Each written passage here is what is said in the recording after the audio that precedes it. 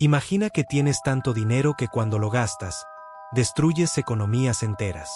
Imagina que posees más oro del que el mundo puede procesar, más tierras de las que puedes recorrer en una vida, más poder del que cualquier rey de tu época podría soñar. Imagina que tu sola presencia en una ciudad extranjera provoca una crisis financiera que dura décadas. Ahora para, porque no tienes que imaginarlo. Este hombre existió, caminó sobre esta tierra, respiró el mismo aire que tú, y lo que hizo, lo que acumuló, lo que destruyó sin querer con su propia generosidad, es una historia que la historia oficial nunca te contó correctamente. Su nombre era Mansa Musa, y era tan rico que incluso hoy, en el siglo XXI, con todos los billonarios del mundo, con todos los imperios corporativos y fortunas digitales, ningún ser humano se le ha acercado ni remotamente. Los economistas modernos que han intentado calcular su riqueza han terminado rindiéndose. No porque los números sean difíciles, sino porque los números simplemente no existen para describirlo. Algunos dicen 200.000 millones de dólares. Otros dicen 400.000 millones. Los más valientes susurran que era literalmente inconmensurable. Pero ninguna cifra importa realmente. Lo que importa es la historia detrás de esa riqueza. Lo que importa es cómo un hombre nacido en el corazón del África subsahariana llegó a controlar la mitad del oro del mundo conocido, cómo su sola sombra cambió el mapa económico del planeta, y cómo su legado fue enterrado durante siglos bajo capas de ignorancia, racismo y olvido deliberado. Esta es esa historia. Y te advierto, una vez que la escuches, ya no podrás volver a ver el mundo de la misma manera.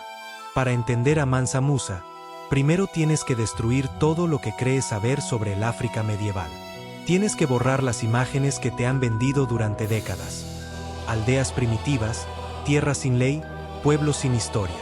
Porque esa narrativa es, en el mejor de los casos, una ignorancia profunda. Y en el peor, una mentira construida con intención. Mientras Europa vivía en la oscuridad de la peste y la pobreza feudal, mientras los reyes del viejo continente luchaban por mantenerse en el poder con tesoros que hoy parecerían modestos, en el corazón de África Occidental florecía uno de los imperios más ricos, más organizados y más poderosos que el mundo ha conocido jamás. El Imperio de Mali. Un colosal territorio que se extendía desde las costas del Atlántico hasta los límites del desierto del Sáhara, cubriendo lo que hoy son al menos una docena de países. Un imperio con ciudades que tenían universidades cuando Europa apenas tenía monasterios. Un imperio con rutas comerciales tan sofisticadas que sus redes de intercambio tocaban el norte de África, el Medio Oriente y más allá. Un imperio construido sobre dos pilares que hacían temblar el mundo entero, el oro y la sal. Porque en el siglo XIV, esas dos cosas valían más que cualquier ejército, más que cualquier tratado diplomático, más que cualquier título nobiliario europeo. El oro de Mali era legendario. Las minas de Bambouk y Burá producían cantidades que los mercaderes árabes describían en sus crónicas con una mezcla de asombro y codicia apenas contenida. Y todo ese oro, toda esa riqueza mineral de una tierra que parecía literalmente hecha del metal más precioso del mundo, convergía en las manos de un solo hombre. El año era 1312. El trono del Imperio de Mali había quedado vacante de una manera que nadie esperaba, en circunstancias que la historia envuelve en misterio y especulación. El rey anterior, Abu Bakr II, había tomado una de las decisiones más extraordinarias y desconcertantes de la historia política medieval. Había decidido abandonar su trono para explorar el Océano Atlántico. Sí, un rey africano del siglo XIV, convencido de que más allá del horizonte del océano existían tierras desconocidas, armó una flota de 2000 barcos, llenó esas embarcaciones con hombres, provisiones, oro y voluntad, y se lanzó hacia el oeste. Nunca regresó. Nadie regresó.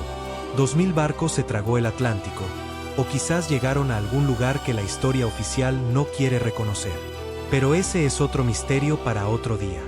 Lo que importa ahora es lo que quedó atrás. El trono, el imperio, y un hombre llamado Musa Keita, que hasta ese momento había sido solo el vicerregente, el administrador leal que esperaba en la sombra mientras su rey se lanzaba a la aventura del mundo desconocido. Cuando quedó claro que Abu Bakr no regresaría, Musa Keita asumió el mando. Y el mundo, aunque todavía no lo sabía, nunca volvería a ser el mismo. Tomó el título de Mansa, que en la lengua mandinka significa Rey de Reyes, Señor Supremo, el que está por encima de todos los señores. Y comenzó a gobernar con una inteligencia, una visión y una capacidad organizativa que sus contemporáneos, tanto africanos como árabes y europeos, describirían más tarde como casi sobrehumana. Bajo el gobierno de Mansa Musa, el imperio de Mali alcanzó su cúspide absoluta. Sus territorios cubrían aproximadamente 2 millones de kilómetros cuadrados, una extensión comparable a la Europa occidental entera. Gobernaba sobre una población que algunos historiadores estiman en 40 o 50 millones de personas, lo que lo convertía en uno de los gobernantes de más súbditos en el mundo de su época. Pero no era solo el tamaño lo que hacía extraordinario a su imperio. Era la organización, era la sofisticación, era el sistema. Mansa Musa había heredado un aparato administrativo notable y lo perfeccionó hasta convertirlo en una máquina de eficiencia política y económica. Dividió su territorio en provincias, cada una gobernada por un representante de confianza. Construyó carreteras. Estableció sistemas de comunicación que permitían la transmisión de mensajes a través de vastas distancias en tiempos sorprendentemente cortos. Mantuvo un ejército que las fuentes contemporáneas describían en cifras que oscilaban entre los 100 y los 200.000 soldados, aunque estas cifras siempre deben tomarse con cautela porque los cronistas medievales tenían tendencia a la exageración. Lo que nadie exageraba, sin embargo, era el oro.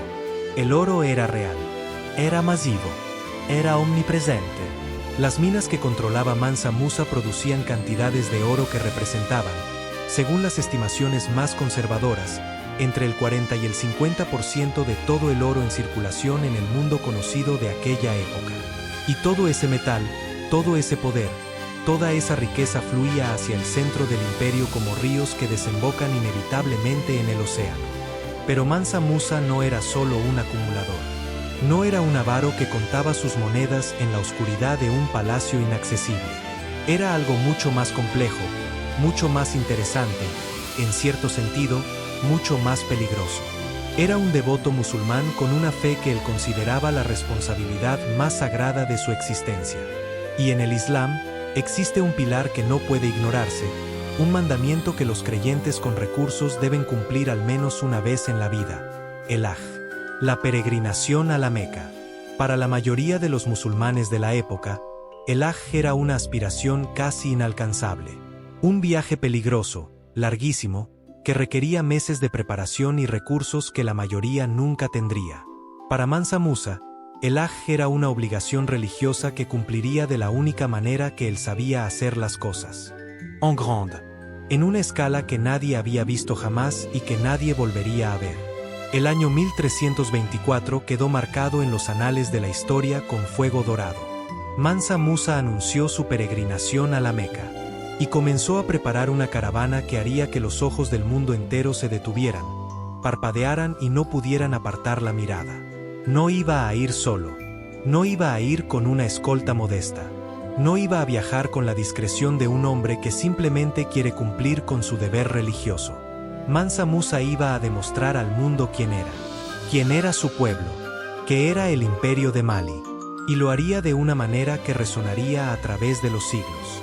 La caravana que partió de la capital del imperio de Mali en el año 1324 es, sin ninguna exageración, la procesión más extraordinaria que cualquier ser humano haya organizado jamás en la historia de la humanidad.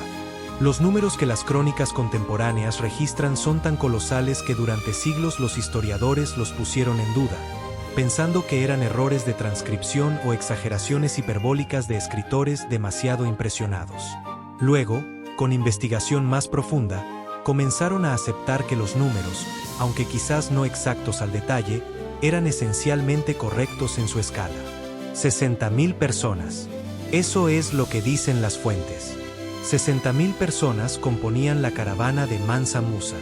Entre ellos, 12.000 esclavos personales del rey, cada uno vestido con seda persa y brocado de oro. Entre ellos, también, 500 heraldos que marchaban al frente de la procesión, cada uno portando un cetro de oro macizo que pesaba varios kilos. Heraldos cuya única función era anunciar la llegada del Rey de Reyes, cuya sola presencia debía hacer comprender a todos los que los veían acercarse lo que estaba a punto de llegar. Pero eso era solo el comienzo. Detrás de los heraldos marchaban los guardias personales. Detrás de los guardias, los cortesanos, los funcionarios, los maestros religiosos, los intelectuales, los médicos, los arquitectos que Mansa Musa llevaba consigo como parte de su séquito personal. Y entre todos ellos, distribuido de una manera que ninguna crónica logra capturar completamente, había oro. Toneladas de oro. Oro en barras. Oro en polvo. Oro en joyería. Oro en decoraciones. Oro en los arneses de los caballos. Oro en los vestidos. Oro en los bastones. Oro en los utensilios de cocina. Oro, oro, oro, como si la tierra misma de Mali hubiera decidido caminar hacia la Meca. Los 80 camellos que cargaban el oro de Mansa Musa eran quizás el detalle más elocuente de toda la caravana. 80 camelos. Cada uno cargando entre 130 y 300 kilos de polvo de oro puro. Si se hace el cálculo más conservador posible, estamos hablando de más de 10.000 kilos de oro en polvo solo en ese contingente de animales. A los precios actuales del oro, eso representaría cientos de millones de dólares en un solo componente de una caravana que tenía muchos más componentes igualmente cargados de riqueza. La caravana avanzó hacia el norte, cruzando el Sáhara con una lentitud majestuosa que parecía desafiar la impaciencia del tiempo. Entraron a Egipto por el mes de julio de 1324. Y fue entonces cuando Mansa Musa hizo algo que nadie había anticipado. Algo que sus consejeros quizás debieron prever, pero que la naturaleza generosa e irreflexivamente grandiosa de su fe le impidió calcular con frialdad. Comenzó a repartir oro.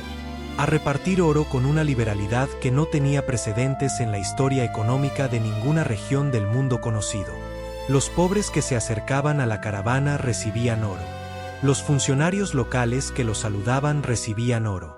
Los mercados que visitaba veían cómo su señor adquiría bienes y los pagaba con generosidades que multiplicaban por 10 el precio justo. Los mendigos recibían oro. Los artesanos recibían oro. Los imanes y ulemas que lo recibían con honores religiosos recibían cantidades de oro que les cambiaban la vida en un instante. El Cairo era, en el año 1324, una de las ciudades más grandes y más prósperas del mundo. Capital del sultanato de los mamelucos, nodo central de las rutas comerciales entre África, Asia y el Mediterráneo, una ciudad que había visto pasar a cruzados, comerciantes, embajadores y peregrinos de todos los rincones del mundo conocido. Una ciudad que creía, con razón, haberlo visto todo. Cuando Mansa Musa entró al Cairo con su caravana, la ciudad descubrió que no había visto nada.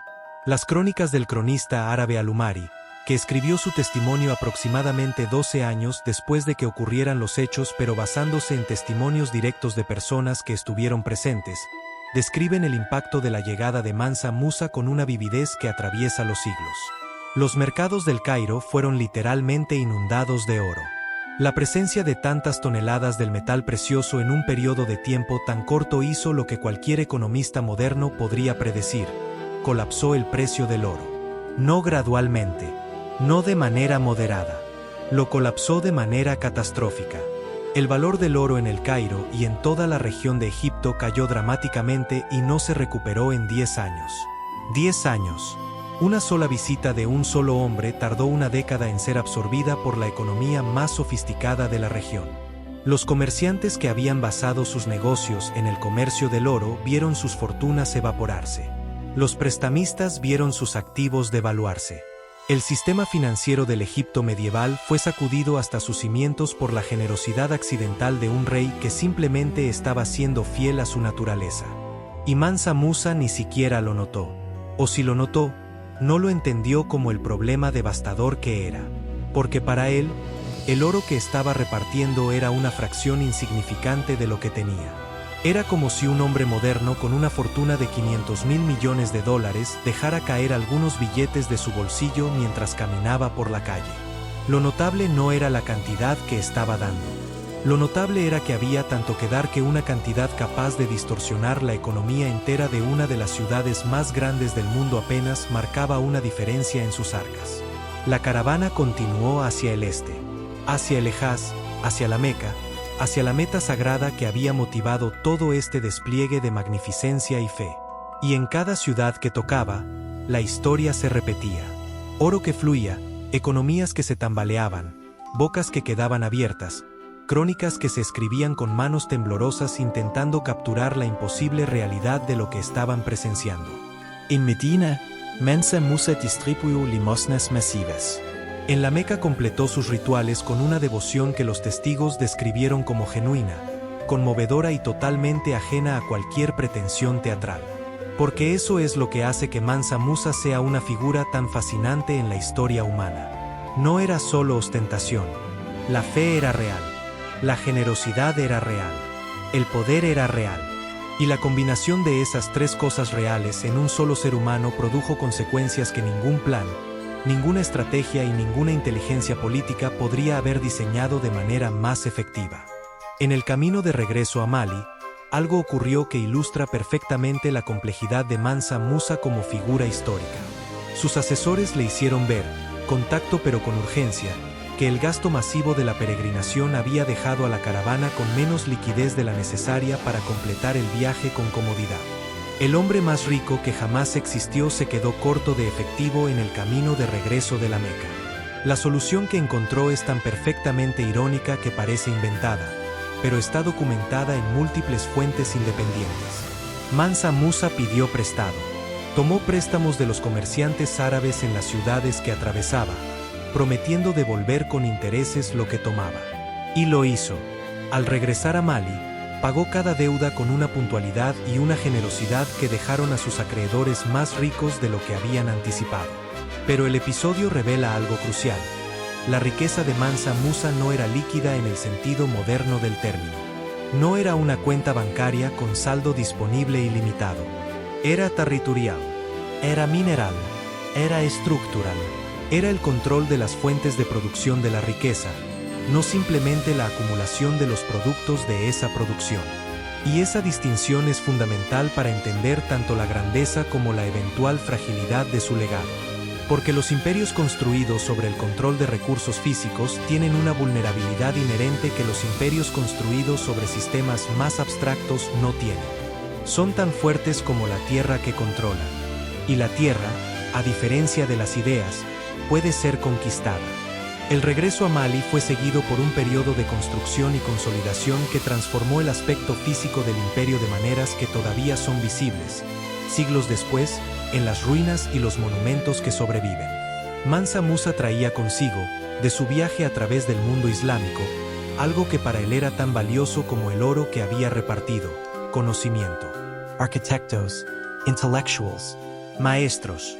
Y entre todos los hombres que regresaron con él, hay uno cuyo nombre merece detenerse un momento.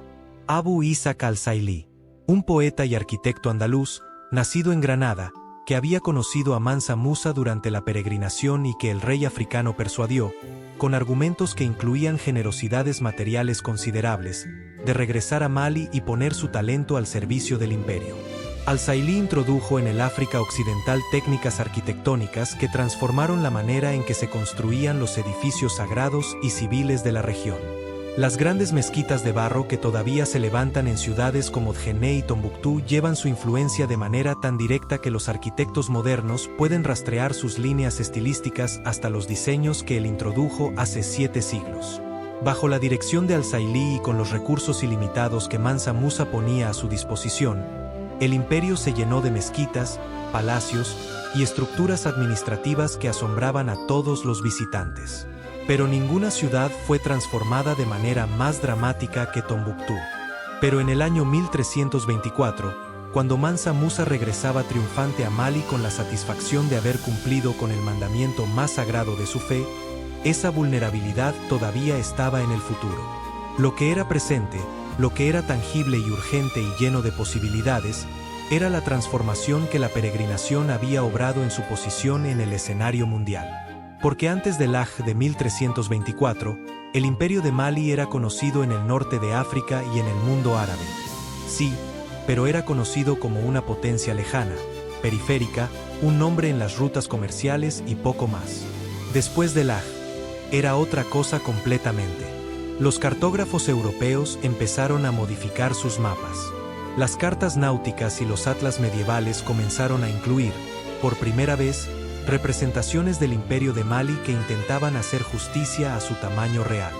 El mapa de Angelino Dulcert, de 1339, muestra ya a un rey africano en el oeste de África sosteniendo lo que parece ser una pepita de oro. El famoso Atlas catalán de 1375, uno de los documentos cartográficos más importantes de la Europa medieval, incluye una representación de Mansa Musa que se ha convertido en una de las imágenes más reproducidas de la historia medieval africana.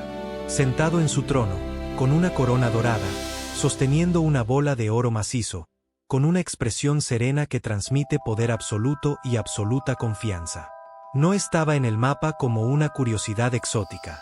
Estaba en el mapa como lo que era, uno de los gobernantes más poderosos del mundo conocido. Timbuktu.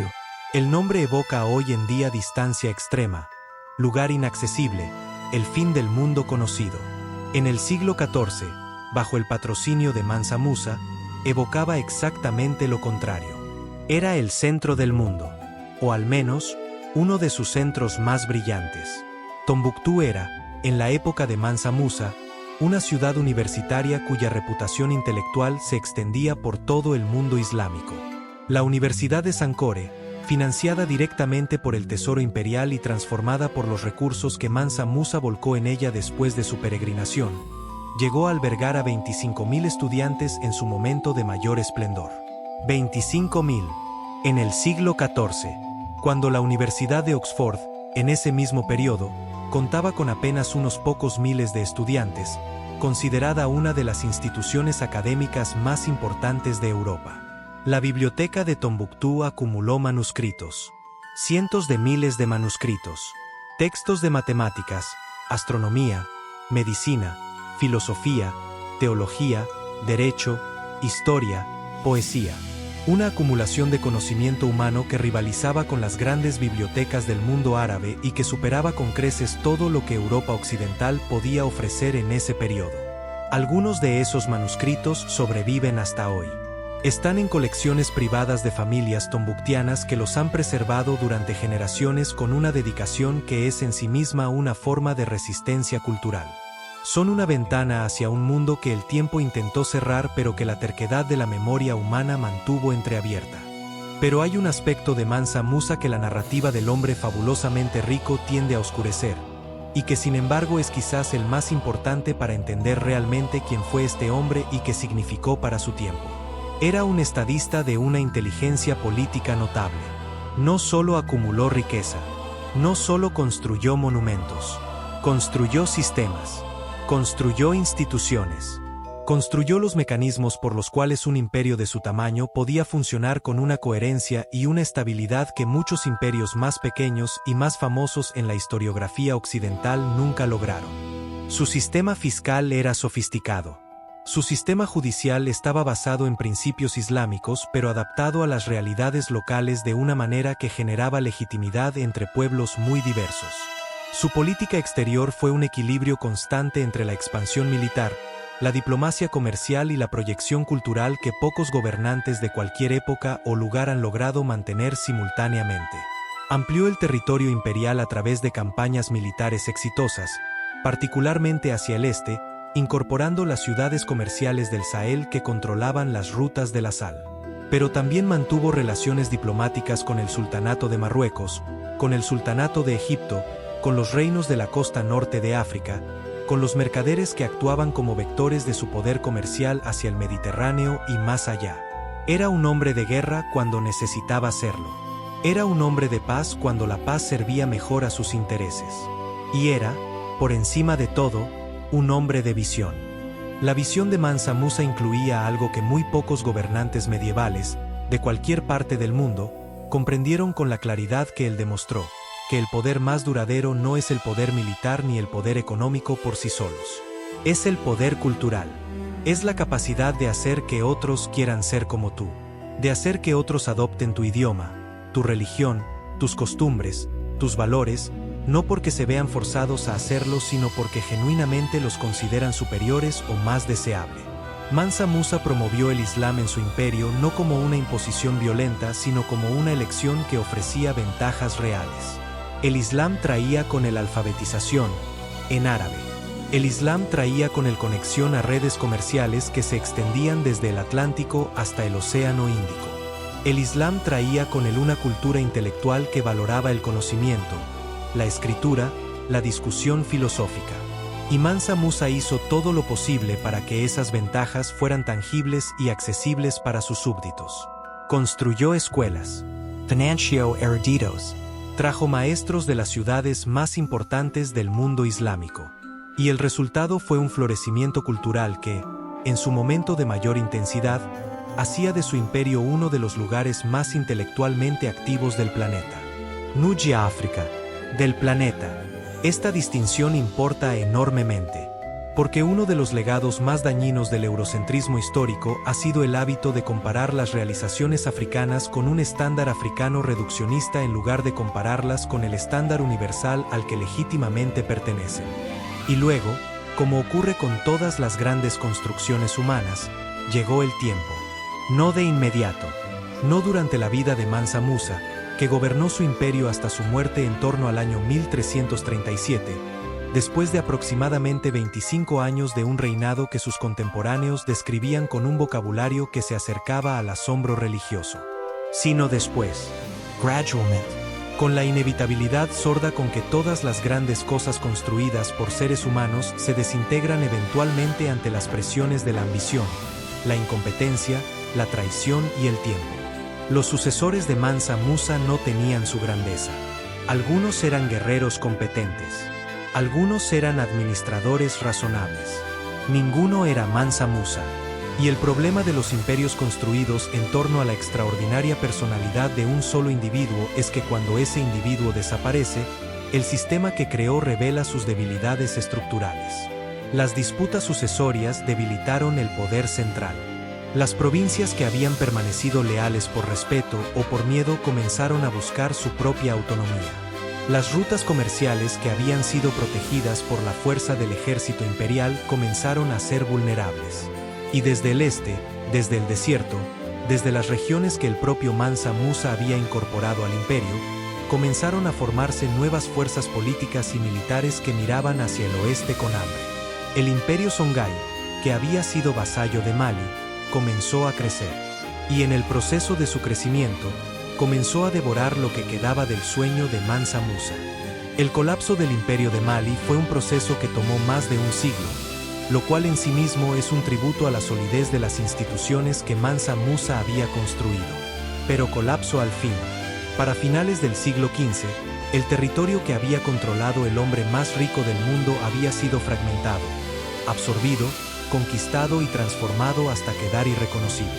Las grandes ciudades que habían sido centros de aprendizaje y comercio entraron en periodos de declive, asedio y destrucción. Tombuctú fue saqueada múltiples veces. La Universidad de Sankore perdió a sus maestros, a sus estudiantes, a sus manuscritos. Los eruditos huyeron llevando consigo los textos que podían cargar, escondiéndolos en colecciones privadas que preservarían para la posteridad una fracción del conocimiento que había florecido bajo el patrocinio imperial. Y luego, para completar la tragedia, llegó algo peor que el simple colapso político. Llegó el olvido. No el olvido accidental que es simplemente el paso del tiempo, sino un olvido activo, construido, manufacturado con propósitos que el siglo XVI y los siguientes dejarían brutalmente claros. Porque justo cuando el imperio de Mali se desintegraba, justo cuando el legado de Mansa Musa quedaba en sus momentos más vulnerables, el mundo atlántico entraba en su era de las grandes exploraciones. Y con las exploraciones llegaron las conquistas. Y con las conquistas llegó la esclavitud. Y con la esclavitud llegó la necesidad ideológica urgente de una narrativa que justificara lo injustificable. Para esclavizar a un pueblo, primero debes convencerte a ti mismo, y convencer al mundo, de que ese pueblo no tiene historia, de que no ha construido nada, de que no ha pensado nada, de que es, en algún sentido fundamental que tu teología o tu filosofía o tu ciencia pseudocientífica puede articular, inferior. Porque si reconoces que el pueblo que estás encadenando construyó universidades cuando tus ancestros apenas salían del analfabetismo, si reconoces que el pueblo que estás vendiendo como mercancía produjo gobernantes de una sofisticación política que tus reyes no podían igualar, si reconoces todo eso, entonces el crimen que estás cometiendo se vuelve imposible de racionalizar.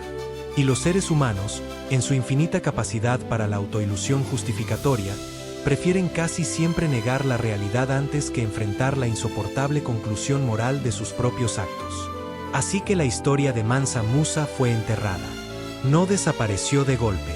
Las crónicas árabes que lo documentaban seguían existiendo. Los manuscritos de Tombuctú seguían guardados en las casas de familias que sabían lo que tenían.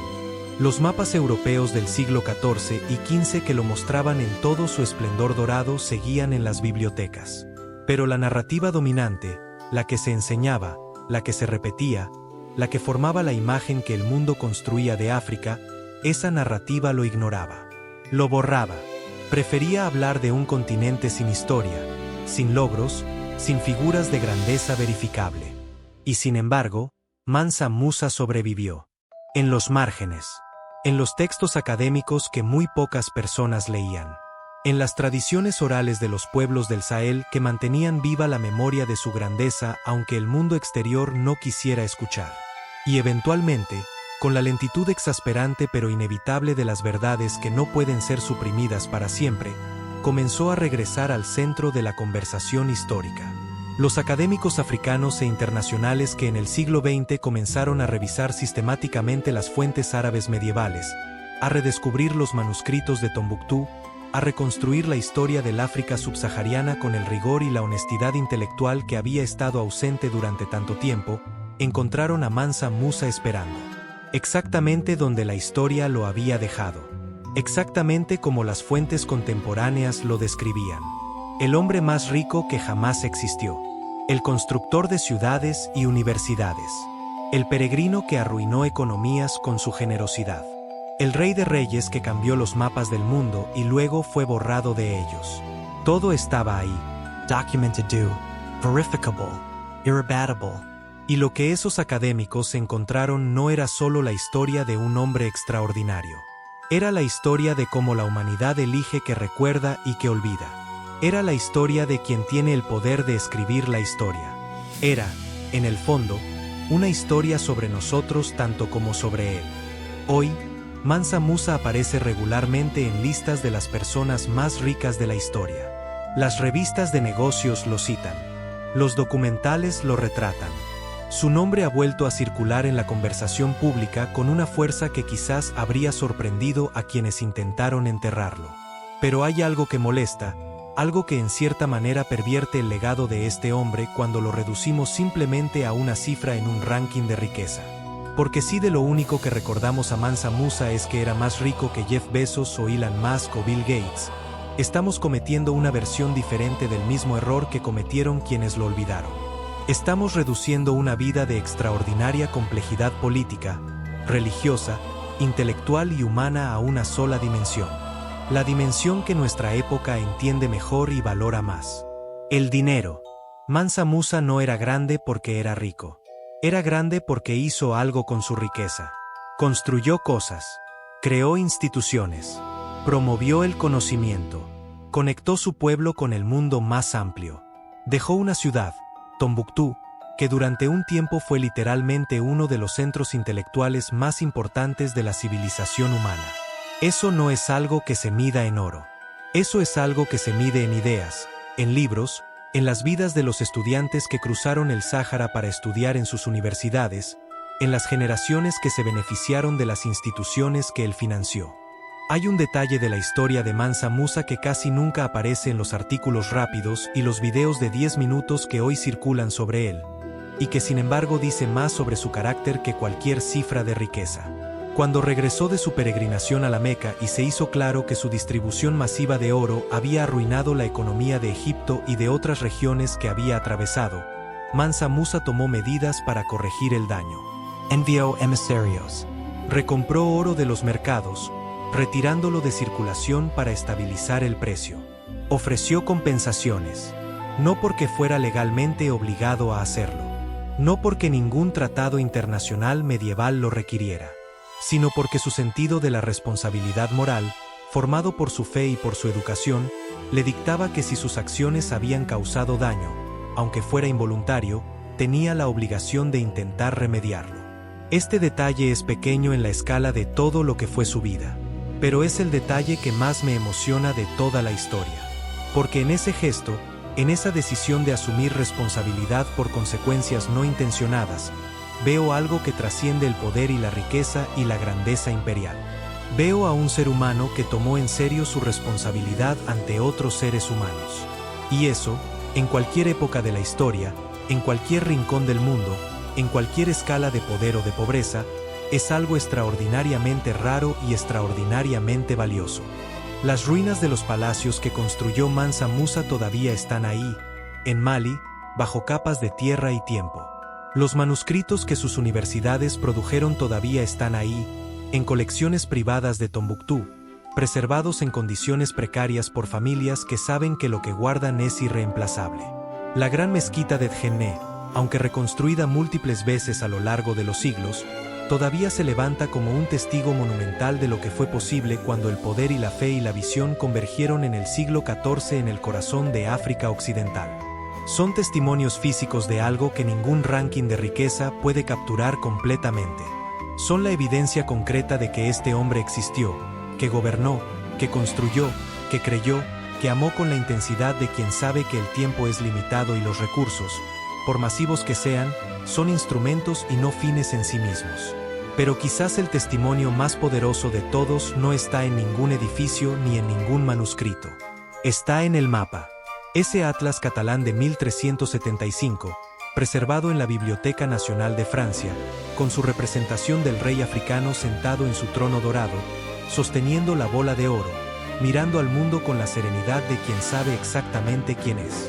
Un cartógrafo europeo del siglo XIV, trabajando en Mallorca, consideró que la presencia de Mansa Musa era tan fundamental para la comprensión del mundo que no podía hacer un mapa del mundo sin incluirlo. No como nota marginal, como figura central.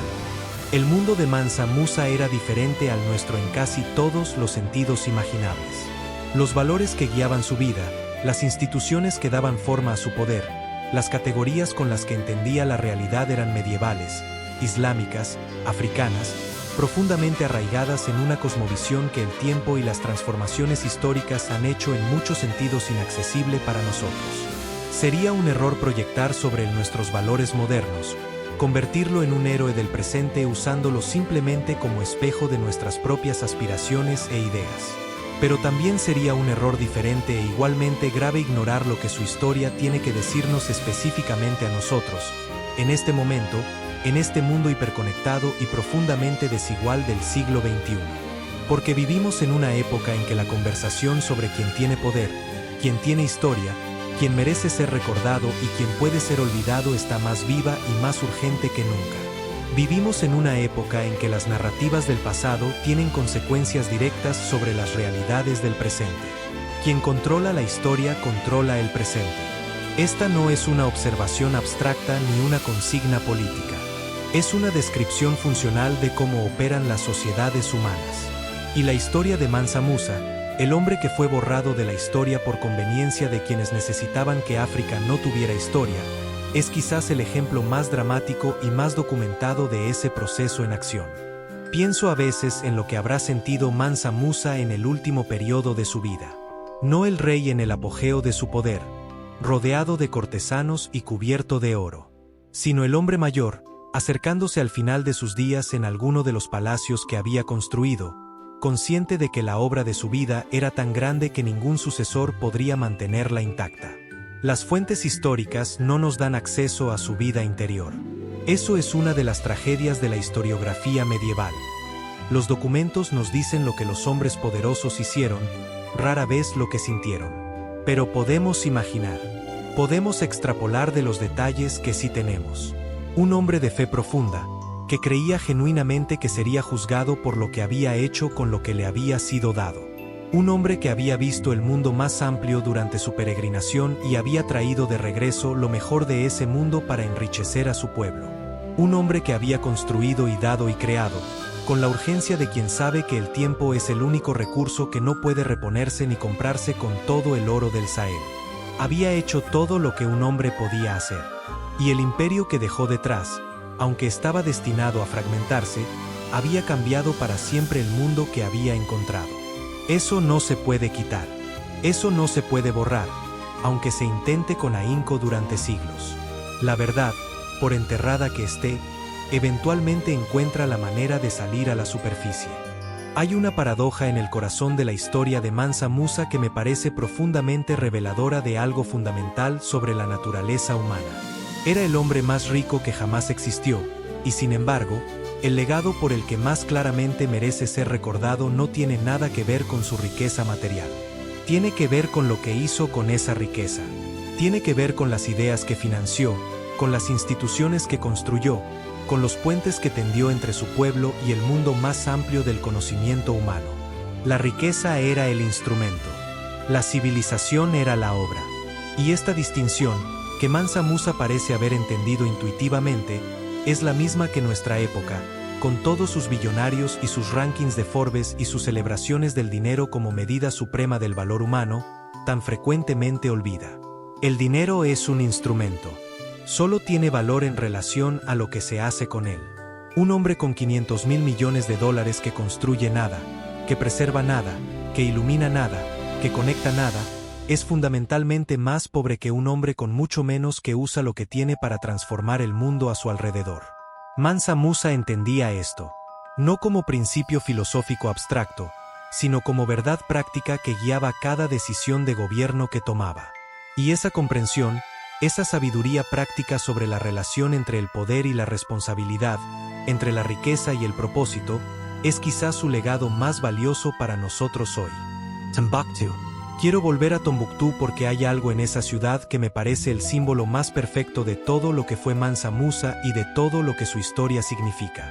Durante décadas en el siglo XX y XXI, Tombuctú fue sinónimo de lugar remoto e inaccesible, el fin del mundo, un nombre que se usaba en broma para indicar que algo estaba tan lejos que era prácticamente inalcanzable.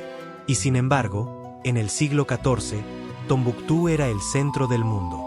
Era el lugar al que los estudiantes viajaban desde el norte de África y desde el Medio Oriente para acceder al conocimiento que sus universidades ofrecían.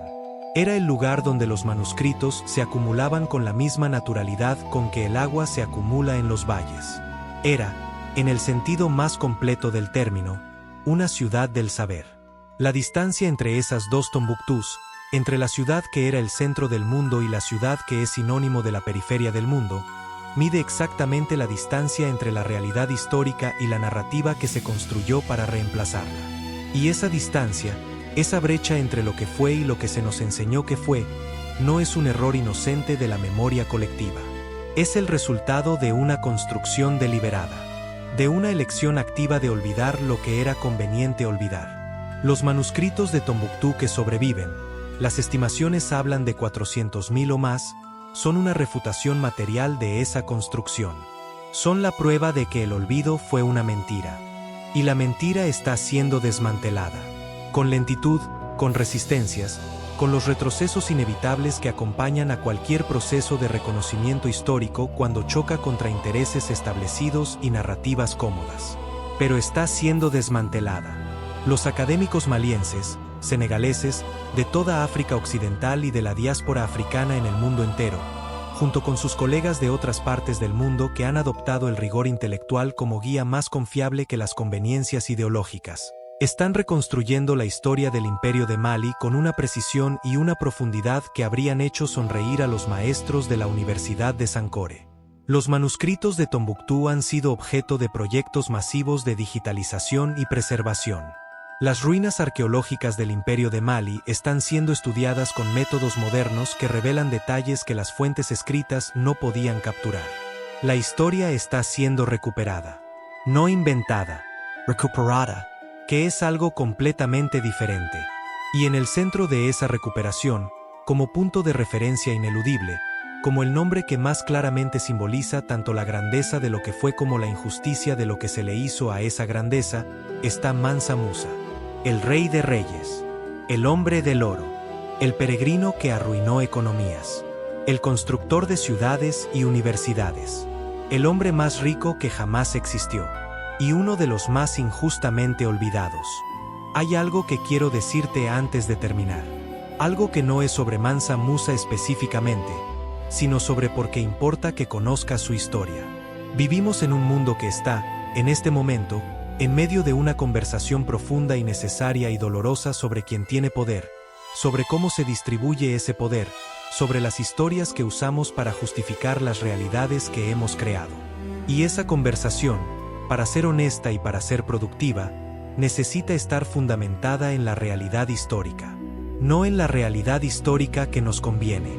No en la versión de la historia que confirma los prejuicios con los que llegamos a la conversación, sino en la realidad histórica tal como fue, con toda su complejidad, con todas sus contradicciones, con todos sus seres humanos de grandeza y de pequeñez, de generosidad y de violencia, de visión y de ceguera. Mansa Musa era un hombre de su tiempo. Gobernó un imperio que usaba la esclavitud, como hacían todos los imperios de su época, africanos, árabes, europeos, asiáticos. No era un santo. No era un símbolo sin contradicciones. Era un ser humano en la escala más grande de la historia humana. Y precisamente por eso, precisamente porque era un ser humano real con toda la complejidad que eso implica, su historia tiene más que enseñarnos que cualquier mito simplificado. Porque las historias reales son las que tienen el poder de cambiar la manera en que vemos el mundo. Esta es la historia que la historia no te contó. Esta es la historia que fue enterrada bajo siglos de silencio conveniente y olvido manufacturado. Esta es la historia que sobrevivió en los márgenes, en los manuscritos, en los mapas, en las tradiciones orales de pueblos que nunca olvidaron aunque el mundo les dijera que no había nada que recordar. Y ahora es tuya. Ahora la sabes. Y saber algo así, conocer la historia real de un hombre como Mansa Musa, tiene consecuencias. Porque una vez que sabes que el hombre más rico que jamás existió era africano, una vez que sabes que las universidades más avanzadas del siglo XIV estaban en el Sahel, una vez que sabes que los cartógrafos europeos medievales consideraban a un rey africano lo suficientemente importante como para ponerlo en el centro de sus mapas del mundo, una vez que sabes todo eso, ya no puedes ver el mundo de la misma manera. Ya no puedes aceptar la narrativa simplificada de civilizaciones avanzadas y civilizaciones atrasadas, de pueblos con historia y pueblos sin ella. Porque esa narrativa es una mentira. Y ahora tú lo sabes. Lo que haces con ese conocimiento, cómo lo usas, si lo compartes o no, si dejas que cambie la manera en que miras el mundo o prefieres guardarlo como una curiosidad interesante y seguir como antes, eso ya depende de ti. Pero al menos ya no puedes decir que no sabías. Porque Mansa Musa existió, y su historia, enterrada durante siglos, ha encontrado finalmente el camino de regreso a la superficie. Como todas las verdades que merecen ser contadas. Mansa Musa murió en algún momento alrededor del año 1337. Las fuentes no concuerdan en la fecha exacta, lo cual es en sí mismo una pequeña ironía de la historia. El hombre cuya sola presencia en una ciudad extranjera era tan imposible de ignorar que quedaba registrada en crónicas escritas décadas después. El hombre cuyo nombre llegó a los mapas de cartógrafos que nunca lo conocieron personalmente. Ese hombre salió de este mundo sin que nadie se tomara el trabajo de registrar con precisión el momento exacto. Como si incluso al final, la historia tuviera dificultades para contenerlo completamente dentro de sus categorías habituales. Tenía, según las estimaciones, entre 50 y 60 años. Había gobernado durante aproximadamente 25 años, los años más brillantes de su imperio. Había construido más en ese cuarto de siglo de lo que la mayoría de los imperios construyen en siglos. Había viajado al otro extremo del mundo conocido y había cambiado ese mundo con su sola presencia. Había financiado universidades y mezquitas que sobrevivirían durante siglos. Había dejado su imagen en los mapas de las naciones que todavía no sabían qué hacer con la realidad de su existencia. Y había, en el proceso de todo eso, acumulado y distribuido una riqueza tan colosal que los economistas del siglo XXI todavía se rinden ante el intento de cuantificarla completamente. No está mal para un hombre que la historia oficial intentó olvidar. Hace 700 años, un hombre cruzó el Sáhara con 60.000 personas, 80 camellos cargados de oro y una fe que movía montañas. Cruzó el Sáhara porque creía en algo más grande que él mismo. Llegó al Cairo y lo sacudió. Llegó a la Meca y cumplió con su Dios. Regresó a casa y construyó, sin descanso, hasta el último día de su vida. Y cuando murió, dejó detrás una ciudad que era un faro de conocimiento, un empire que era el más rico del mundo, y una historia que debería haberse contado durante siglos. En cambio, fue silenciada. Fue relegada a las notas a pie de página, a los márgenes académicos, a las conversaciones de historiadores especializados que sabían que tenían entre sus manos algo extraordinario pero que el mundo no estaba listo para escuchar. Hasta ahora, porque ahora el mundo está escuchando. Y Mansa Musa, desde la distancia de 7 siglos, todavía tiene cosas que decirle. Sobre el poder y la responsabilidad. Sobre la riqueza y el propósito. Sobre la fe y la acción. Sobre la construcción y la memoria. Sobre lo que significa dejar algo verdaderamente valioso detrás de ti cuando te vayas. Él lo dejó. Y nosotros, finalmente, estamos aprendiendo a verlo. El hombre más rico que jamás existió no necesitaba que lo recordáramos para haber sido real. Pero merece ser recordado. No solo por su oro, sino por todo lo que hizo con él. Eso es lo que lo hace verdaderamente, irrevocablemente grande.